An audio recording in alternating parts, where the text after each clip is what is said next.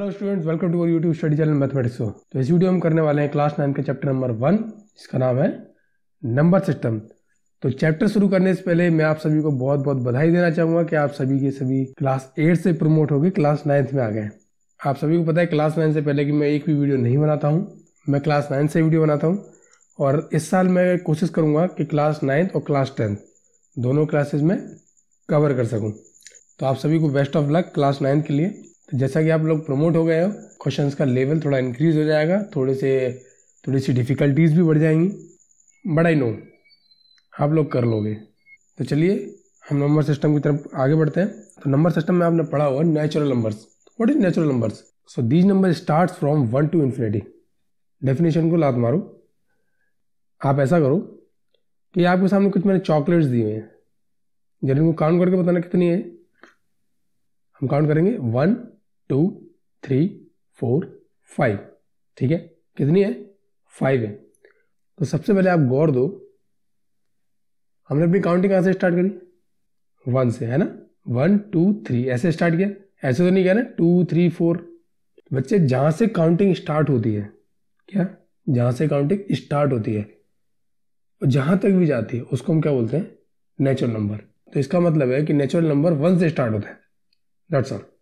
1 2 3 4 5 6 7 8 9 10 and so on. ठीक है, समझ गए? नेचुरल मतलब जो हम काउंटिंग में स्टार्ट करते हैं। नेचुरल नंबर को एक चीज और बोलते हैं कि ये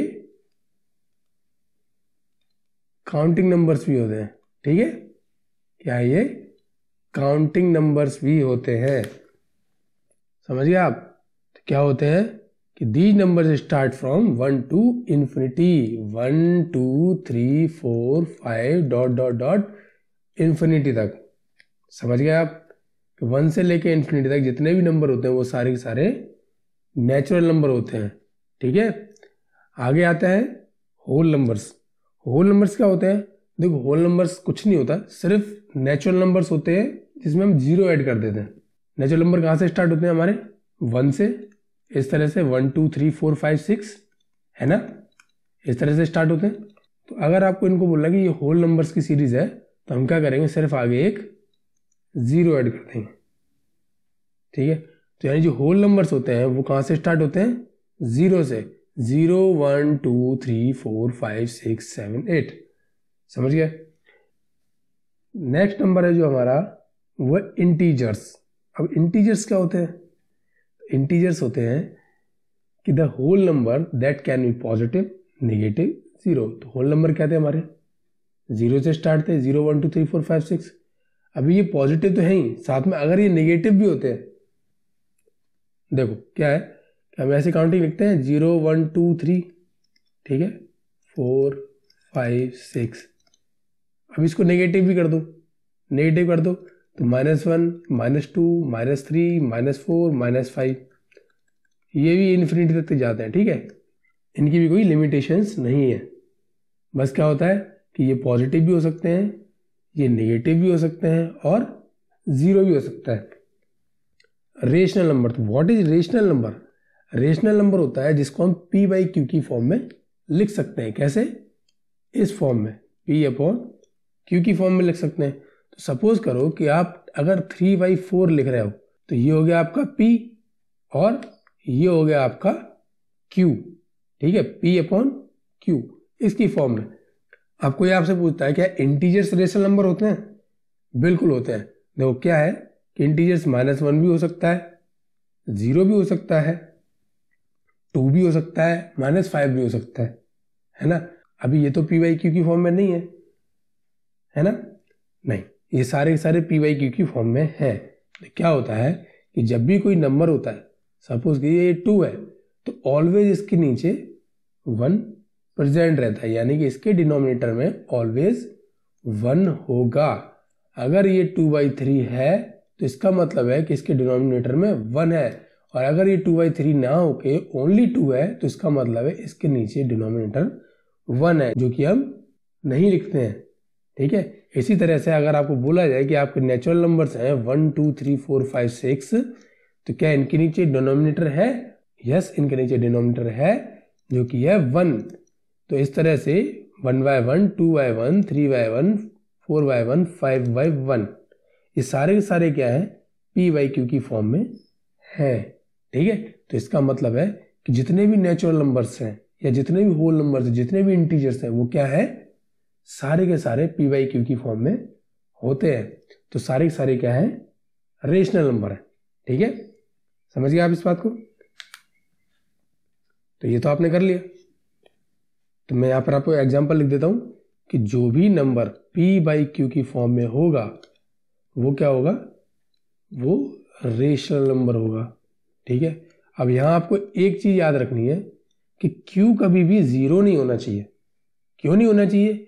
क्योंकि अगर q जीरो हो जाएगा तो 2/0, इसको आप कभी भी डिफाइन नहीं कर सकते हो, इसको आप कभी भी नहीं कर सकते। कैसे? देखो, अगर आप कोई भी मल्टीप्लाई करोगे 2 से 0 का, तो आप 0 किस में मल्टीप्लाई करोगे 2 आ जाए, किसी में कर सकते हो? कर सकते हो क्या? नहीं कर सकते, क्योंकि 0 से जो भी चीज मल्टीप्लाई होती है वो 0 ही हो जाती है।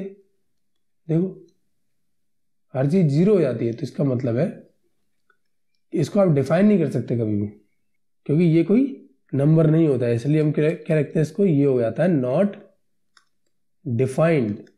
ठीक है, इसलिए आपको बोला गया कि q does not equal to 0। इसी तरह से कि अगर कोई भी नंबर 2/1 लिखा होता है तो वो एक रेशनल नंबर है। अभी रेशनल नंबर में भी क्या है, दो टाइप होते हैं। कौन कौन से? एक होता है टर्मिनेटिंग और दूसरा होता है नॉन टर्मिनेटिंग। ठीक है, दूसरा होता है नॉन टर्मिनेटिंग। समझना दोनों को ध्यान से। टर्मिनेटिंग होता है, सपोज करो कि आपके सामने लिखा हुआ है 4/2। ठीक है, 4/2 लिखा है, तो ये हो गया p, ये हो गया q। अगर आप इसको डिवाइड दोगे, अगर आप इसका डिवाइड करोगे तो यानी कि 4 अंदर आ जाएगा और 2 बाहर चला जाएगा।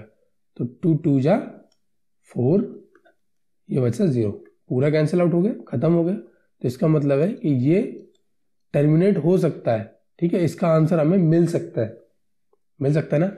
अब एक और होता है कि नॉन टर्मिनेटिंग। नॉन टर्मिनेटिंग का आप एग्जांपल समझ लो कि 10/3, सबसे लोवेस्ट एग्जांपल यही है। तो अगर आप 10/3 को इसको अगर करने बैठोगे तो क्या होगा कि 3 3 जा 9, कितना बचेगा 1। आप एक डेसिमल लोगे यहाँ पे, तो यहाँ पर क्या है 0 आ जाएगा, तो 3 3 जा 9। ठीक है, फिर से इसको माइनस करोगे, फिर से 1 बच जाएगा। अब आप डेसिमल ले चुके हो तो 0 ऑटोमेटिक इंक्रीज कर सकते हो, तो 0 फिर से 3 आ जाएगा, ये 9, फिर माइनस करें तो फिर से 1 आ जाएगा। ठीक है, तो यानी कि इसका जो आंसर है वो कुछ ये आएगा 3.33333, इस तरह से आता चला जाएगा। ठीक है, तो इस तरह के नंबर्स भी जो है जहां पर 3.3333 इस तरह से आ रहा हो, यानी कि डेसिमल के बाद वाले कुछ नंबर्स, यानी 1 भी हो सकता है, 2 भी हो सकता है, 3 भी हो सकता है, ठीक है, चौथा भी हो सकता है। अगर ये नंबर एक सीरीज में बार बार रिपीट हो रहा है, क्या बार बार रिपीट हो रहे हैं, यानी कि जिसपे आप इस तरह से बार लगा सकते हो, वो भी नंबर क्या होंगे, आपके रेशनल नंबर होंगे। ठीक है, समझे आप इस बात को? तो यानी कि non terminating and repeating, add कर लो, non terminating and repeating numbers are also rational number. समझ गया? तो यानी 4/2 आपका रेशनल नंबर है, नो डाउट। इसका जो आंसर आया 2, ये भी एक रेशनल नंबर है। अभी अगर 10/3 की बात करते हैं तो 10/3 ये भी एक रेशनल नंबर है, बिकॉज ये p/q की फॉर्म में है। इसी तरह से अगर 3.33 इसका आंसर आता है, तो अगर इस तरह से आपको कोई नंबर दिया जाता है तो आप समझ जाना कि वो नंबर भी रेशनल नंबर है। ठीक है, तो ये तो वही रेशनल नंबर। तो अब इरेशनल नंबर क्या होता है? तो दोस्त, इरेशनल नंबर होता है कि जो भी नंबर जिसको हम फ्रैक्शन की फॉर्म में नहीं लिख सकते, उसको हम क्या बोलेंगे? इरेशनल नंबर बोलेंगे। सपोज करो कि आपके सामने वैल्यू दी है √2 की। ठीक है, √2 की वैल्यू कितनी होती है? आप सभी को पता है कि 1.41421 3 5 6 2 3 7 एंड ऐसे ही आता जाएगा, ठीक है।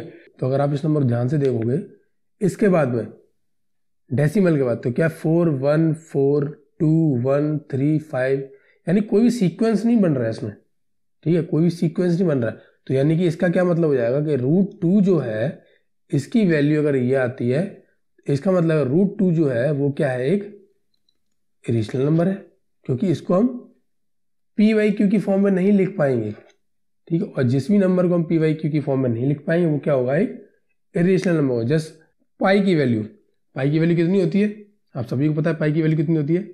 पाई की वैल्यू होती है 3.14159265359, ऐसे आता चला जाता है ना। तो यानी कि ये भी कोई सीक्वेंस नहीं बना रहा है।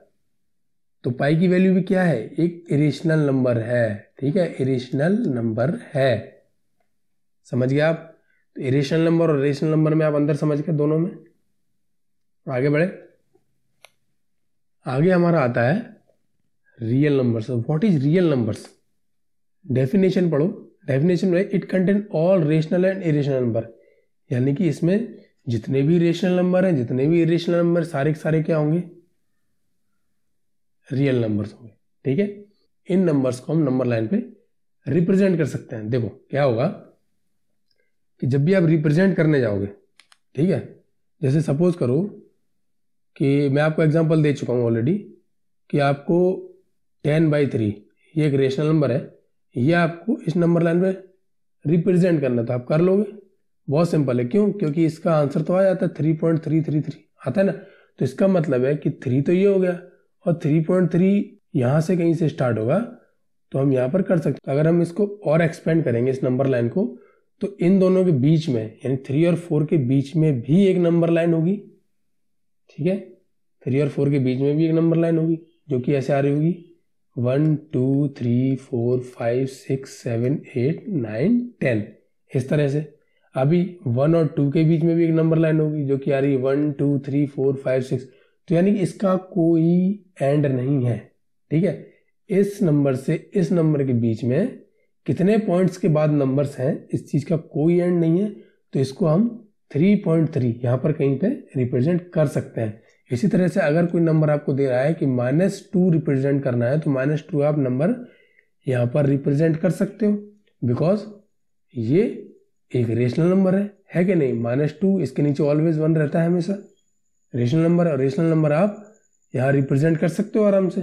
तो वो नंबर जो आप नंबर लाइन पर रिप्रेजेंट कर सकते हो वो सारे के सारे क्या होते हैं, रियल नंबर्स होते हैं। और रियल नंबर में रेशनल नंबर भी आ जाते हैं और इरेशनल नंबर भी आ जाते हैं। समझ गए, मैं आपको बता चुका हूँ ऑलरेडी, ठीक है। अब आप कुछ वो बातें जानते हैं जो हम ऑलरेडी जानते हैं, जैसे कि prime number. What is prime number, कि वो नंबर जिनके सिर्फ 2 ही फैक्टर हो सकते हैं। कौन से, एक 1 या फिर दूसरा वो खुद, ठीक है, या तो 1 या दूसरा वो खुद, वो नंबर कहलाते हैं प्राइम नंबर। जैसे कि फॉर एग्जांपल आप ले लो 5 को 2 फैक्टर हो सकते हैं। कौन कौन सा, एक तो 1 हो सकता है और दूसरा 5 खुद हो सकता है, ठीक है। इस तरह से 11 किसी टेबल में आता है, किसी की टेबल में नहीं आता, तो इसका फैक्टर क्या होगा 1 और 11।